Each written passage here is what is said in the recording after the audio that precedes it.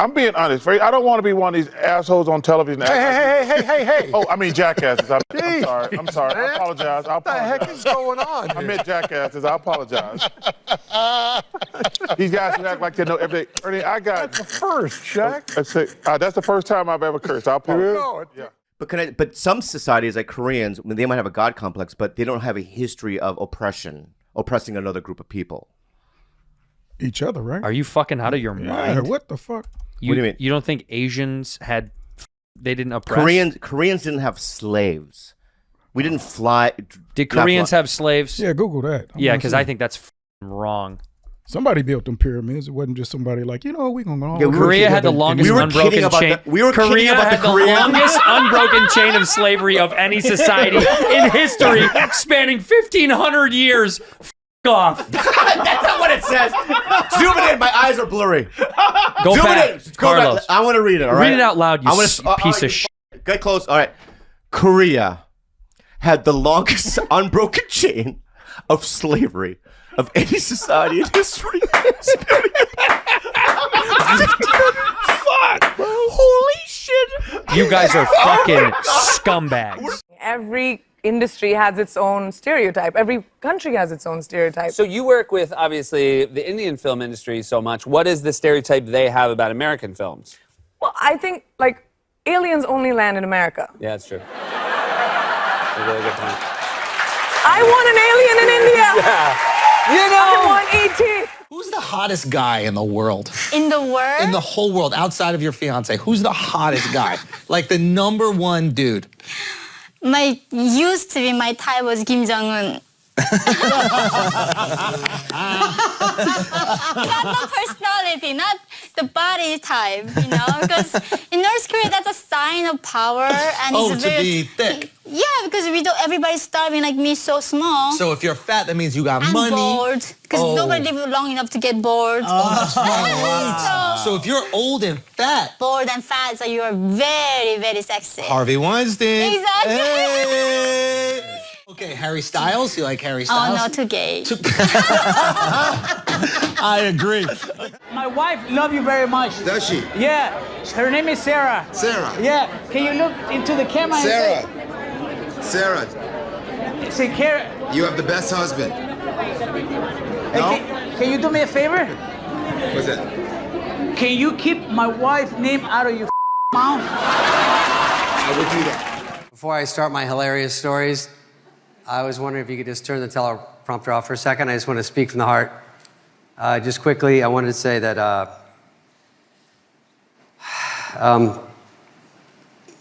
yeah, turn it back on. I can't think of anything, but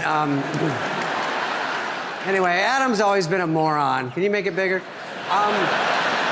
It's amazing the career Adam has had. If you don't know this, $4 billion in movies with this much talent. It's unbelievable. How did Kevin Hart and Dwayne "The Rock" Johnson's bromance begin?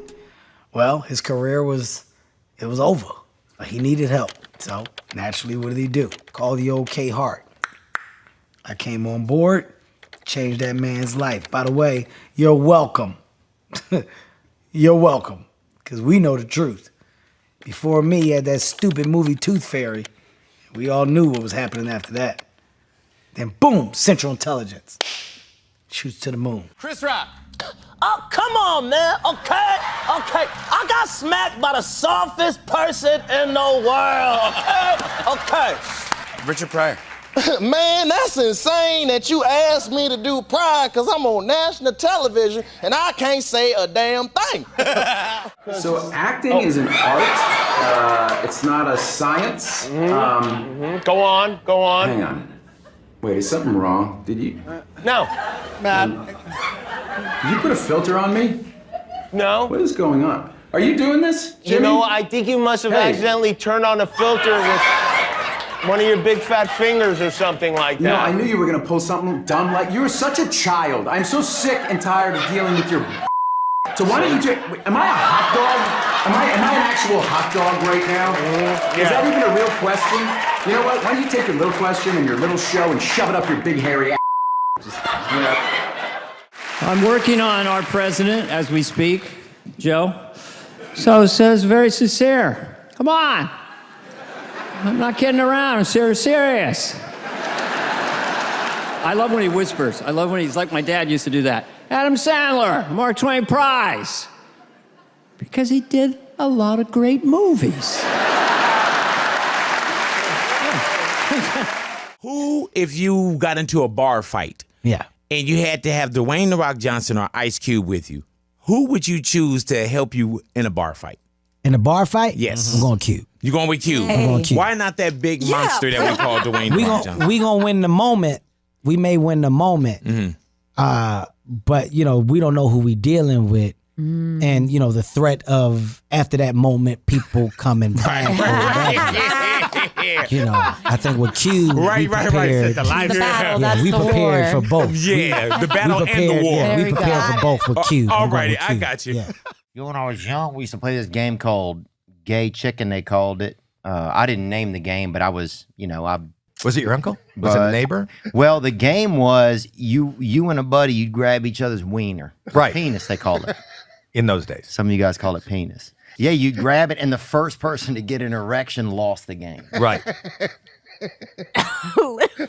So it's like arm wrestling for It's the stupidest fucking game. No, it's not. No. Simple. I mean, it is. Did you what win? it Did is, you ever dude. win, or did you lose? Did you lose a lot, or did you win a lot? Oh, I did real well one season. What is the Gay Chicken season? What does that go from? It's more of a win. It's more, I would say it's an autumn game. Your work coworkers get you birthday presents for your 60th? Like, will Ernie and Kenny will probably do something nice and thoughtful. Okay. And Shaq is probably gonna do what he do every Christmas, give us stuff that he's endorsing. Because he is a guy who will like hand a waitress a car. He's like, he does that kind of a thing. He does. Yeah. He's a really thoughtful guy. He loves making people happy. Yeah. I love working with him. But that being said, you got to put some thought into people's gifts. Alec Baldwin. Yeah. He asked you how do you stay in shape? So he does 100 push-ups and 100 sit-ups a day. Yeah. So he came up to me and he was like, "What do you do?" And I didn't want to be rude and say like I just still have metabolism.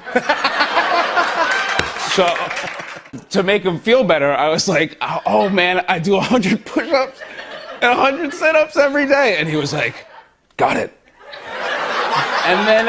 And then he got the Trump gig, and so I would see him every week, and every time we would run into the hall, he would be like, 100 a day. And he started to do it, and he lost like 100 pounds. Yeah, he looks fantastic. Yeah, and it says it's all because of me. And that leads me to believe one or two things about my brother Chris Rock. Either he is the strongest black man that God ever created, or he is truly one bitch-ass nigga. Cause this nigga didn't even act like he's gonna hit him back. Let me tell you about a story so true. We're showing me style and it's all so cool. It's about a garment torn and frayed. Getting this threads, the story conveyed. Walking down the streets with holes in my teeth. These ripped things here, part of me you see. It ain't about the brand or the label it holds. It's about the journey, the stories it unfolds. In these ragged clothes, I find my voice. A testament to resilience, my choice. From the streets to the stage, I rock my style. In my tattered shirt, I walk that mile.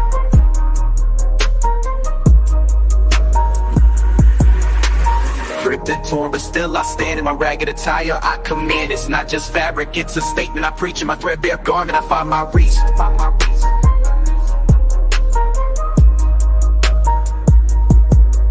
From the barrio to the bar, I make my mark. In my worn out jeans, I leave a spark. They may call it rags, but I call it art. In every stitch and tear, I play my part. It's the struggle of the streets, the hustle so real. In my tattered jacket, I seal the deal. A symbol of defiance against the status quo. My passion of pants, I let it show. It's not about the riches or the wealth I lack. In my faded hoodie, I stay on track. It's the heart of the hustle, the grind each day. In my worn out kicks, I find my way. Ripped and torn, but still I stand. In my ragged attire, I command.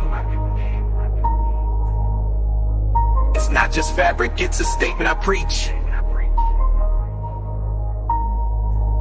In my threadbare garment, I find my reach. So here's to the ones with the clothes that tear in our patched up attire we have, so let the world see our garments worn. For in our rags, our stories are born. In the language of the streets we speak. In our torn up clothes we find our peak. He didn't do none of this, you know what I mean? He didn't put his hands up. I didn't see his little claws curl up. That nigga just took it and then complimented Will on the slap. I can't believe it. Will Smith just slapped me at the Oscar. This is the best moment in Oscar history.